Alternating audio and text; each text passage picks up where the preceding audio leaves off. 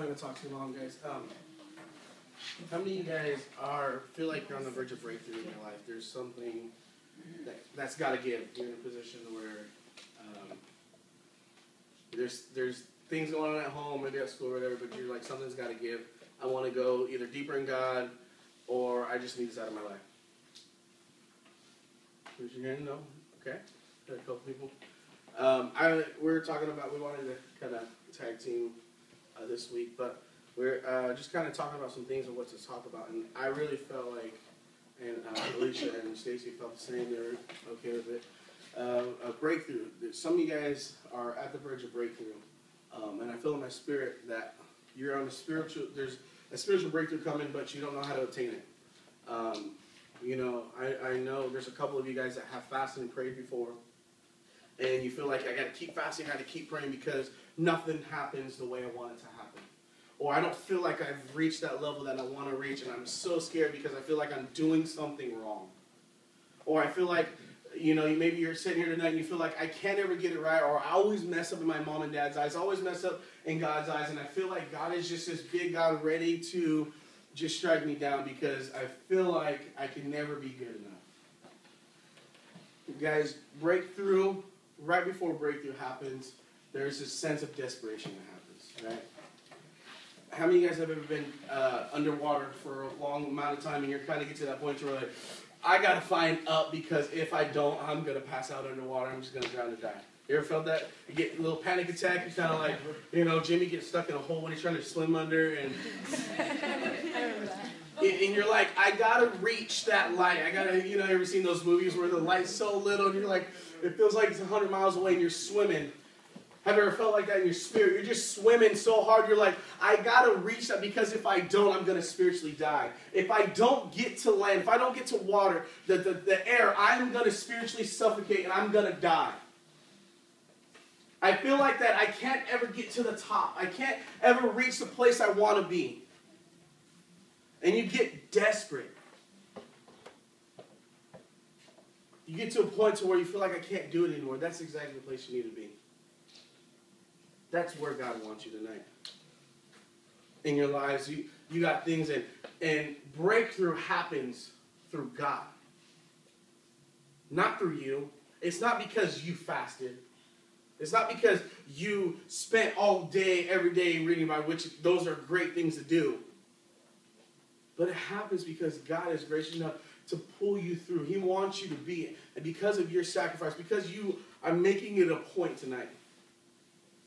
Maybe it's as small as, you know what? I need breakthrough in my life. I don't want to lie anymore. Maybe it's as small as I need breakthrough in the way I see myself and always being perfect. Or maybe it's breakthrough in the way you talk. Whatever it is, acknowledge it tonight. I promise you guys, God has some amazing things for you. And another thing is, too many times, over and over, and Nacho, Amanda, Monica, Alicia, Stacy can all attest to this. Too many times we see people give up right before their breakthrough. Countless, endless amounts of times, I've done it myself. I throw in the towel right before God's breakthrough comes. I've had phone calls from my father, from different ministries that I know, that said, if you would have just stuck that out, I really feel like God was going to break through in your life. And I'm like, too late. I gave up. You don't want to be that person. There's a story of this gentleman, and I'm going to end with this, and Alicia's going to come up and finish the night off. And there's a story of this gentleman. He's a pastor, right? And he was doing the ministries. He was wealthy before. He was a businessman that felt called to the ministry, so God called him, and he had this small little church. You know how everyone starts out. Everyone starts at a little church, and it's where stuff are falling off the walls, and your ceiling tiles are falling down. You're missing like half of them. A couple of them are brown because it looks like someone peed on them. Just it's ugly. Well, this guy started out right, and he started in this small church, and he had some money, so he started doing building plans, and he began to do this. And God called him. He said, I want you to build this church in a dream. God gave him this vivid dream. Have you ever had those dreams to where you're like falling, and you wake up in the middle of your bed, but it really feels like you were falling, right? You're having those, or you feel like you were really there. You wake up, and you're like, in your dream, it's like the house is on fire, and you wake up and your whole arm's on feels like it was burned, right? You ever had those where it feels like it was real life? Well, this guy had such a vivid dream that he's like, I felt like I was standing in this building, the building that God called him to build. God said, I want you to build this building. The balconies, the way the stage looked, the pew color, everything he saw in this dream. He goes, you know what? I need to have somebody draw this out because we're going to build this church. So he went and had this professional artist draw out this church. He was excited. He goes, God called me to build this amazing church. We're going to do it. He's excited. He tried to get his wife excited. She was like, okay, just do it. Let's, whatever. I support you. Didn't really agree. But he was like, I'm going to do this, whatever. How many of you guys know that when God gives you promise, sometimes opposition comes? This guy, this gentleman, this pastor, he started getting on fire and things started to happen.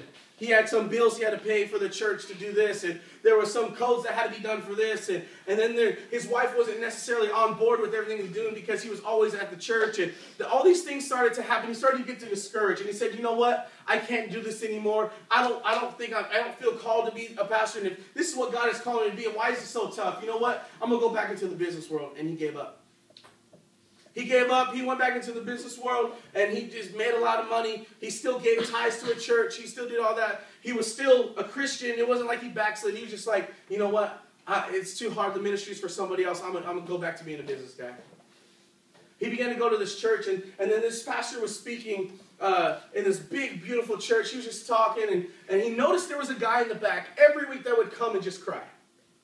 And this pastor was speaking out to the crowd, and the gentleman would just cry in the back. And the pastor noticed it, and then the deacon noticed it. Well, one day in a staff meeting, it came up. They started talking. You guys ever been in a group? You start noticing people, and then you start talking like, "Hey, you guys see that great crazy guy in the blue sweatshirt that always comes? Hobie, I think his name is. You start talking about people, right? Not like bad, but you're just like, hey. So the pastor's like, hey, you notice that guy that keeps crying in the back? Has anyone talked to him? And, has anyone got a story? What's going on? And no one had. So, they put a deacon on him. We always put the deacon on the dirty jobs, right? We would say, hey, go. So the pastor of this church said, go talk to this guy. I want to know what's going on with him. So this guy would still come every week. He would pay tithes, and he would just cry. The deacon came up one day and said, hey, man, how's it going? Can I pray for, is there anything I can pray for? And this guy just began to cry. He goes, no, I'm okay. He goes, what's going on? What's the matter? I noticed you've been here quite a few weeks. I noticed that you just sat back here and cried.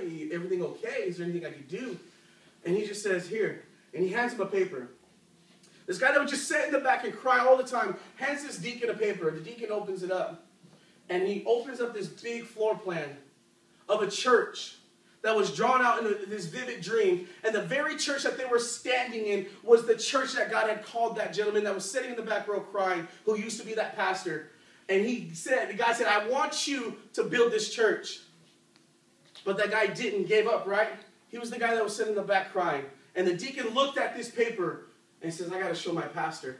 He went to go show the pastor. God spoke to the pastor that night. He said, you are the third person I called to build this church. Too many times we give up before a breakthrough. That man that went back into the real world to be a businessman was on the verge of his breakthrough. God was getting ready to give the church of his dreams literally to him. And he gave up. Don't give up tonight. Don't give up before your breakthrough, because breakthrough requires your desperation.